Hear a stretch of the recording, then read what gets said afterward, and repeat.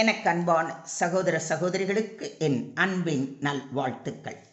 இன்று நாம் தியானிக்கும்படியாக தேவன் அருளும் வசனம் 2 சாமுவேல் 22:31.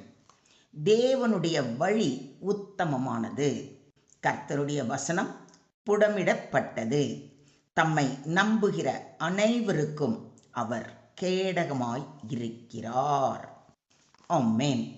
இன்றைய தியான வசனத்தில் தாவீது ராஜா தனது வாழ்க்கை அனுபவத்தின் அடிப்படையில் தேவனை பற்றி 3 முக்கியமான உண்மைகளை கூறுகிறார். முதலாவது, தேவனுடைய வழி உத்தமமானது. தேவன் நம்மை நடத்தும் வழி எப்பொழுதும் சிறந்தது. சில நேரங்களில் அந்த வழி நமக்கு புரியாமல் இருக்கலாம், தாமதங்களும் சோதனைகளும் கண்ணீரும் இருக்கலாம். ஆனால் இறுதியில் தேவன் நடத்தும் பாதை நன்மைக்கும் ஆசீர்வாதத்திற்கும் வழி நடத்தும். ஆகையால் நம் அறிவை அல்ல, அவருடைய வழியை நம்ப வேண்டும். இரண்டாவது, கர்த்தருடைய வசனம் புடமிடப்பட்டது.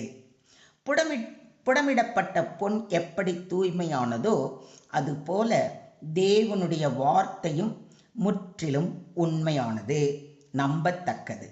மனிதர்களின் வார்த்தைகள் மாறலாம், வாக்குறுதிகள் தவறலாம். ஆனால் தேவன் சொன்ன ஒரு வார்த்தை கூட ஒருபோதும் பொய்யாகாது. அவர் கூறிய ஒவ்வொரு வாக்கு தத்தமும் சரியான நேரத்தில் நிறைவேறும்.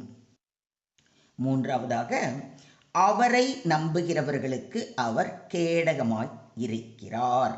கேடகம் என்பது போரில் வீரனை பாதுகாக்கும் கவசம். அதுபோல கர்த்தரை முழுமையாக நம்புகிறவர்களை அவர் எல்லா ஆபத்துக்களிலிருந்தும் சோதனைகளிலிருந்தும் எதிரியின் தாக்குதல்களில் இருந்தும் காத்து பாதுகாக்கிறார். அவருடைய பாதுகாப்பில் இருப்பவர்களுக்கு உண்மையான சமாதானமும் தைரியமும் உண்டு.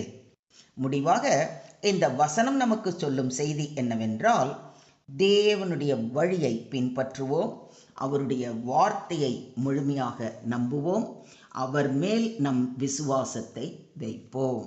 அப்பொழுது அவர் நமக்கு வழிகாட்டியாகவும் உண்மையான வாக்குத்தத்தத்தின் ஆண்டவராகவும் வல்லமை உள்ள கேடகமாகவும் இருப்பார்.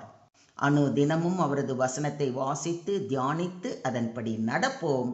அவரே நம் கேடகமாக இருந்து நம்மை பாதுகாத்து வழி நடத்துவாராக. தேவனுக்கே மகிமை உண்டாவதாக. ஆமென்.